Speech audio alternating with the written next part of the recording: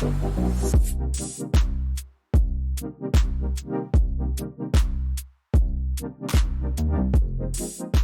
Brock Media, this is Never Told. I'm the producer, Nicole Davis. Each week, we'll be sharing an original story from a different writer, told in their own voice. This week, we're pleased to present In the Moon, written and performed by Esther Smith. Esther is a BAFTA-nominated British actor and writer who currently stars opposite Rafe Spall in Trying. Seasons 1 to 3 are currently streaming worldwide on Apple TV+, and the 4th is due later this year.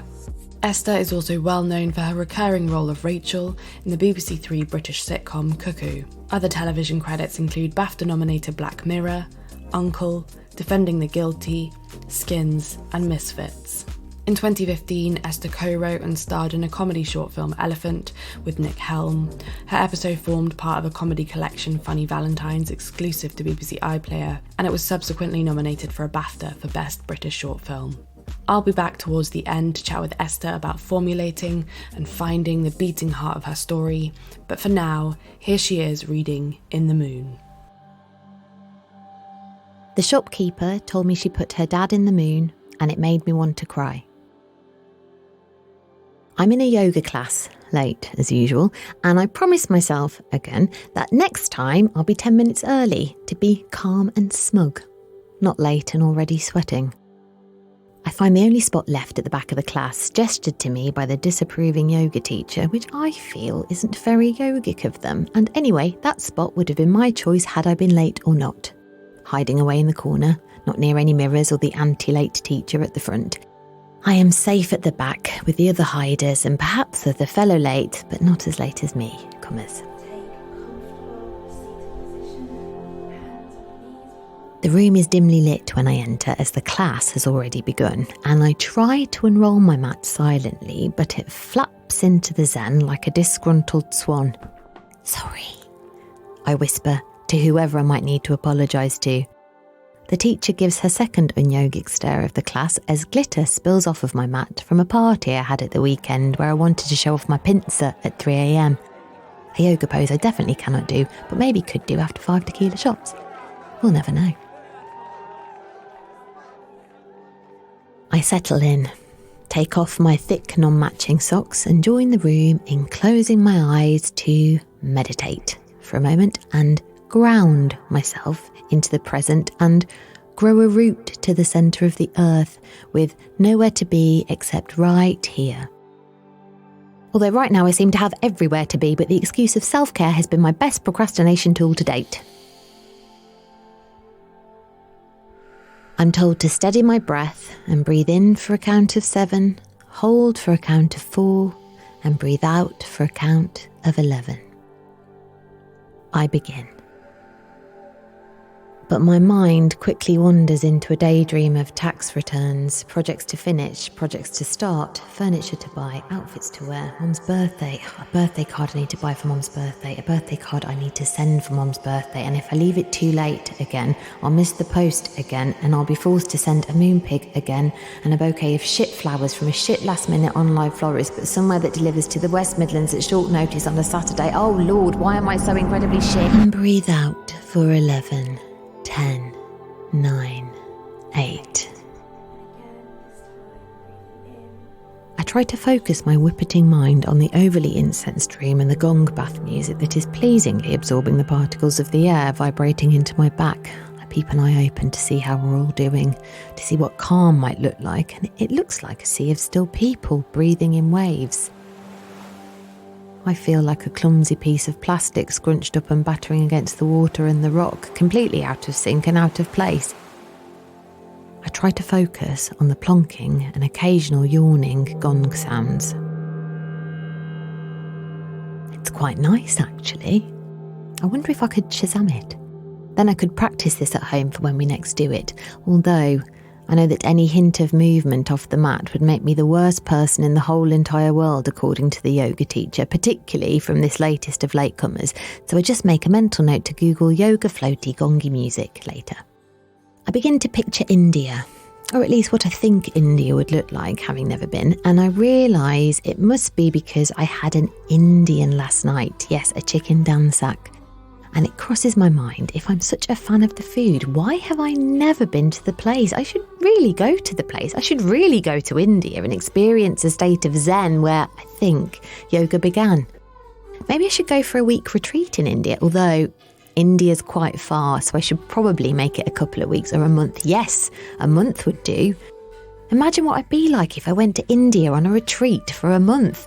I'd never be late for a yoga class ever again. I'd probably nail late night pincers with or without alcohol. In fact, I'd probably be teetotal, so I'd at least have a memory of things, which means I'd probably make better, wiser decisions, like buying better birthday presents for my mom, better on-time, better birthday presents, or just general better, clearer life choices, and be better with my heart and how I use it, and with what it means to be a human, a messy human. I'd know exactly what to say and exactly what to do, and life would just be a less foggy, less muddled experience, and time wouldn't feel so desperate and crooked. And breathe out for 11, 10, 9, 8.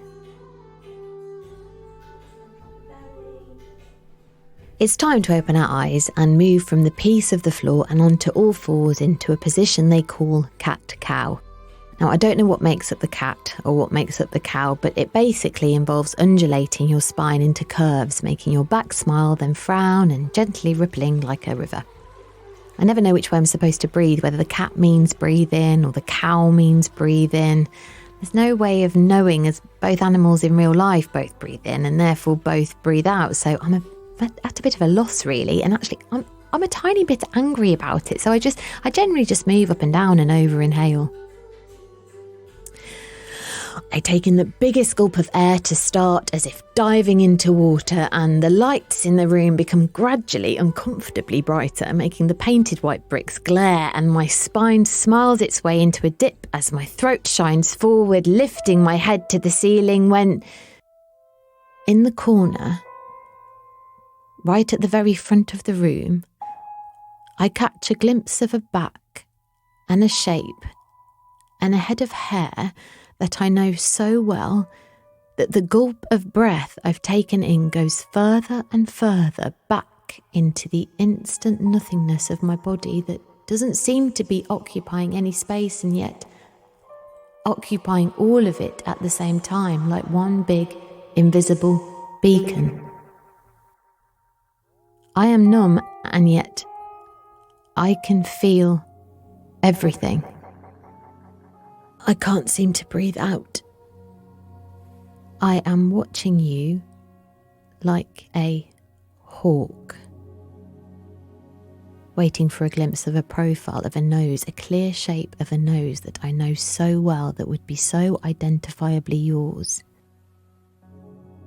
That Roman nose.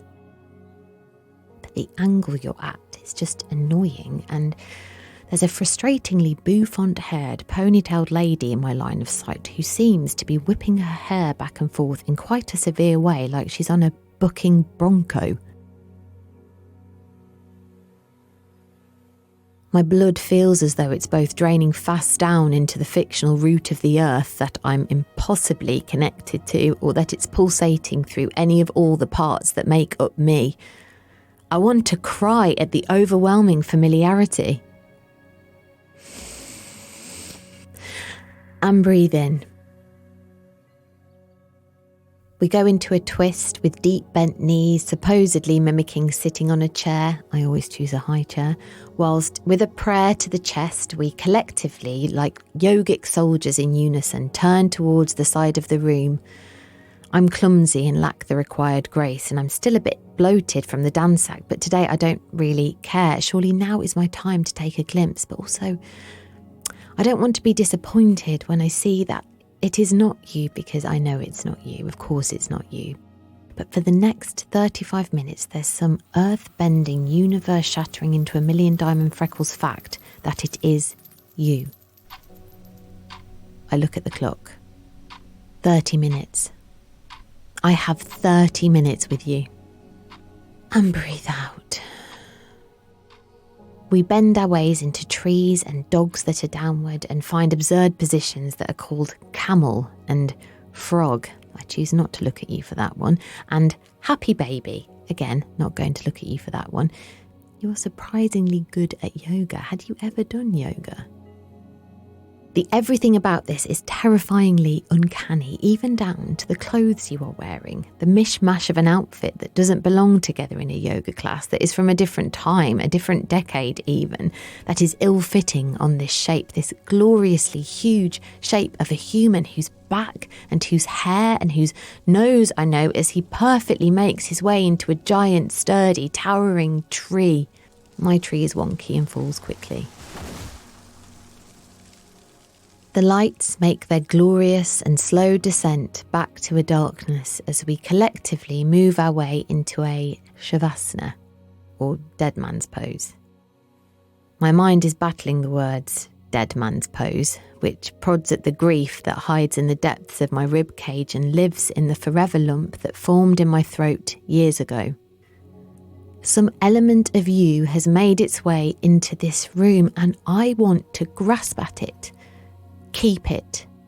This colourless grief colours the space a neon violet, and I think of your shoes under a bed and a nest of grey sandy hair, my thumbs that are your thumbs, too tight t-shirts and too tight shorts, legs that are tree trunks and skin that is dry and a tooth that is pink and a smile that is years wide and sparkly blue, icy blue eyes that have seen lots of the world at too young an age. And of a landscape that means childhood, that means hard work and boredom and dreaming, and of coal and glass and iron and canalways and locks and awamyabab, and of Thursday night drop-offs at the picture house and Saturday night pickups at the waterfront, of weekend trips to Merry Hill, to Friday night curries, of forever waiting in a car on a passenger seat, running late, always late, and clutching a bag of dance shoes, listening to It's My Party and I'll Cry If I Want To, or Bohemian Rhapsody on repeat, and the red Volkswagen car built like a square that is as much you as it is home. I miss home.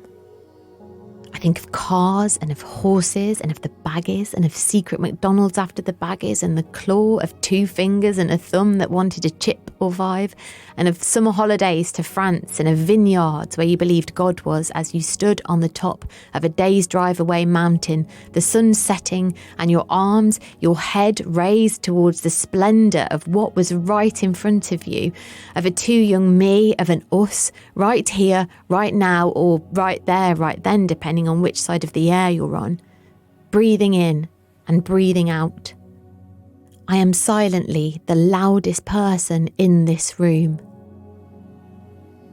The disapproving yoga teacher winds her way through the many Zen bodies of this North London community centre and wafts patchouli over our heads and in front of our faces and over our chakras, and I start to feel a sensation of calm. I feel drifty and floaty and less like a human, a messy human. I feel like I want to stay here forever or fall asleep, and I blissfully forget where I am when the teacher who doesn't like lateness breaks the moment by quoting some Rilke. No feeling is final, and we make a collective Om.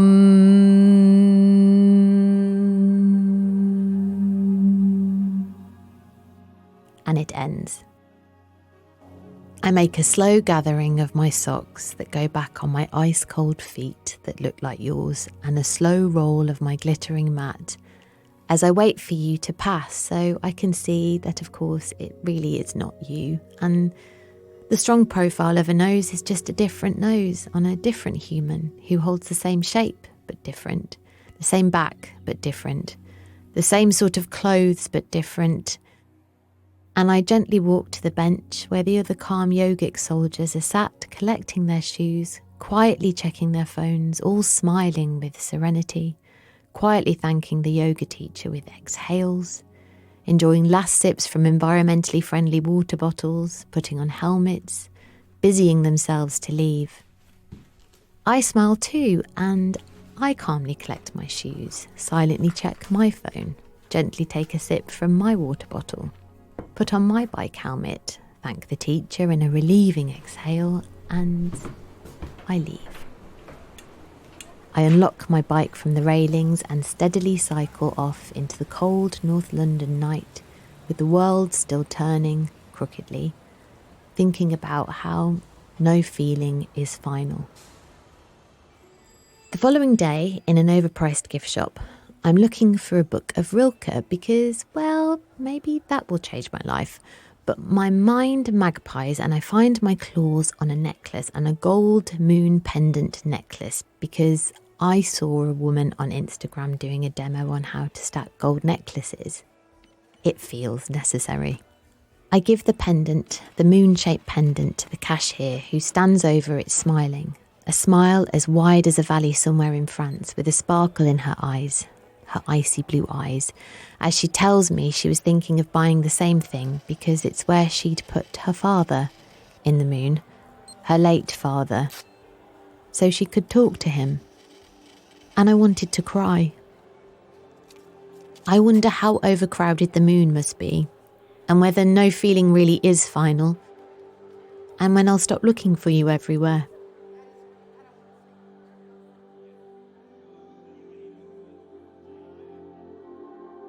Hi Esther. Hello. Thank you for that story. Beautiful story. We are beginning these debrief interviews by asking each of our writers to talk about the provocation that we gave you. We asked you to articulate something that you'd never told anyone before, and that could take myriad forms.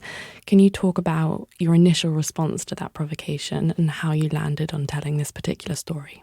I feel like I had a real journey with it, because the idea of something that's never told, in my mind, I was like, well, there's a reason that I've never told certain things. And so I was thinking of like secrets. And I initially, I think because we'd had a conversation way back when, which landed on all the possible different versions of myself as a female and what that means. And I think because I started thinking about, I think maybe paths I hadn't taken, or particular women that I'd met that I felt really enamoured by or inspired by. And I did start writing that. And then I think a lot of that actually led to, I think I was thinking about a before and an after, which was a before the loss of my dad, a parent, and how that actually does change you as a person. And I think maybe like regardless of gender even, but I think also there is a specific father-daughter kind of relationship, and how people mould you into, parents mould you or caregivers mould you as people. And I just started thinking about grief. And as I was thinking about it, I went to a yoga class and kind of was thinking of that idea of seeing someone who you haven't seen for such a long time in a place or a position where you can't really do anything about it. And actually how these people, and I don't think it solely has to be to do with someone that you've lost. It could be grieving any person or anything that you've lost. Just how that feels in your body, how that feels in your mind and your heart. And I did actually have a conversation with a shopkeeper who for whatever reason, we had this really open conversation about, she told me this beautiful story that that's true that, you know, she found this moon pendant and she wanted to buy it because she put her dad in the moon. And that then opened a big conversation between grief between the two of us and being open about it. And I think grief is something that I find tricky to talk about, and I find the specifics of it tricky to talk about for so many different reasons. And so I kind of thought grief is something that is never told, perhaps. So that's how it took that form. And it just felt like the most obvious thing for me to write. It informed my life, really. It's so funny actually thinking back to that first draft and how representative that draft in its form is of how we write and talk about grief, in the sense that it was like tucked into the recesses of the story. Yeah. And the redrafting process was about like giving it space to like actually exist. And we don't have to talk about personally why grief is difficult to talk about, but I'd love to touch on why you think collectively as a society we don't necessarily talk about grief that much, or how it operates, or how it continues to exist long past the point at which it happens. Yeah. Why do you think that is? You use the word self-indulgent, which I don't think this is, but it is something that comes up a lot when talking about grief. Yeah, that's so interesting, because I think actually that's, you know, one of the reasons why the many drafts of this, I think I definitely messaged you being like, this feels really indulgent. And actually then leading on to that thought of why does it feel indulgent? Because this is a truth and it is a fact, and it is a fact that will happen to all of us.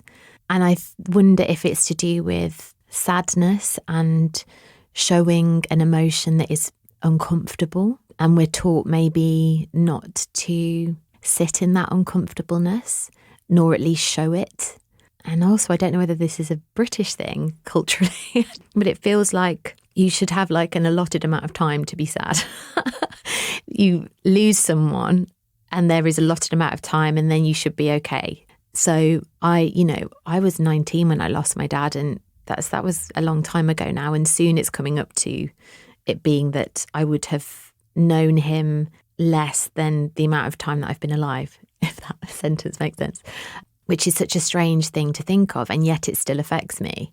And it will always affect me. And I think it's the idea that other people will think your grief is indulgent, but we should be able to express it. And it's such an indescribable thing, really, because it affects people in different ways, and also it comes out in different forms. It's got its own different characters within that word.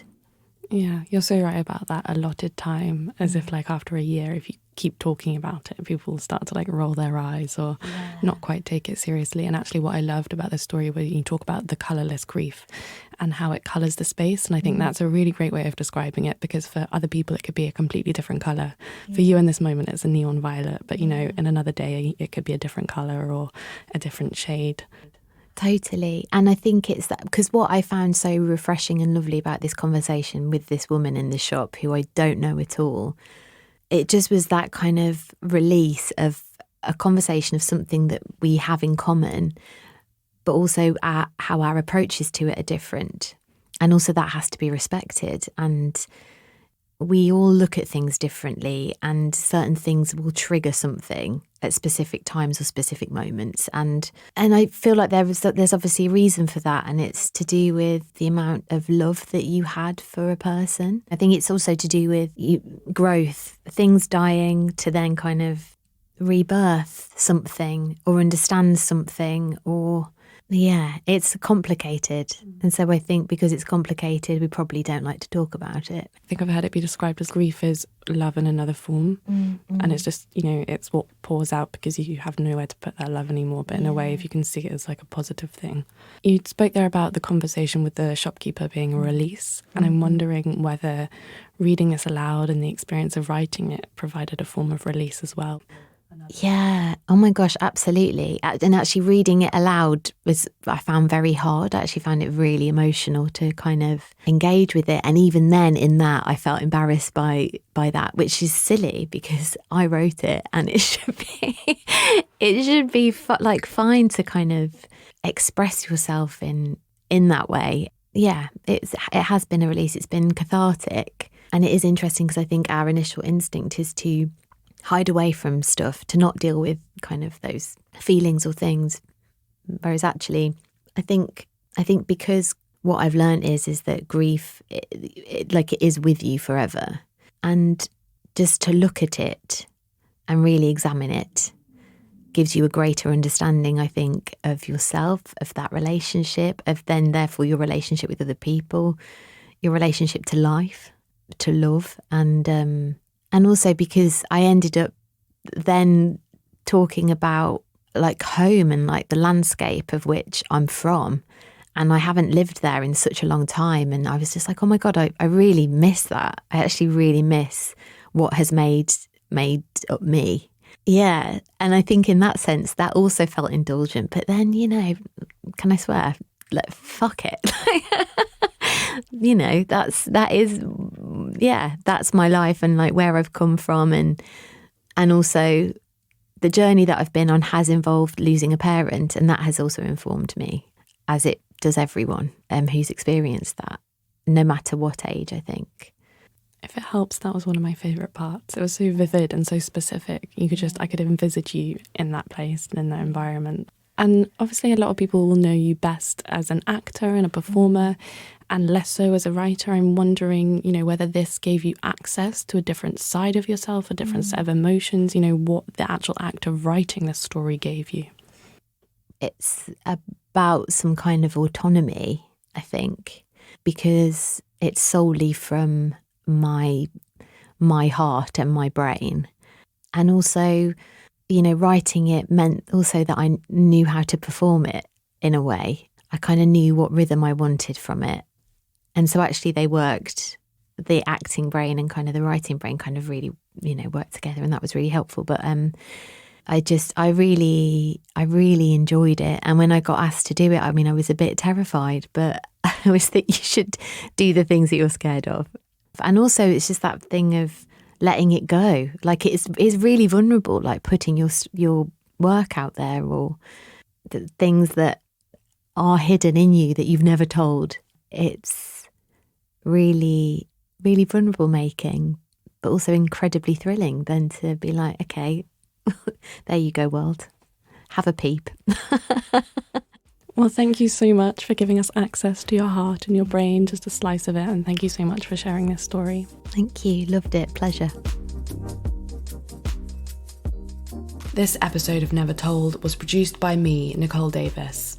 Our executive producer is Sarah Brocklehurst. Our production assistant and assistant story editor is Amy Yeo. Our sound designer and mixer is Tom Whalley. Our artwork is designed by Bett, Norris. That's our show for today, and we'll be returning next week with a brand new story from Zing Seng. Listen to Never Told on Apple Podcasts, Spotify, or wherever you get your podcasts.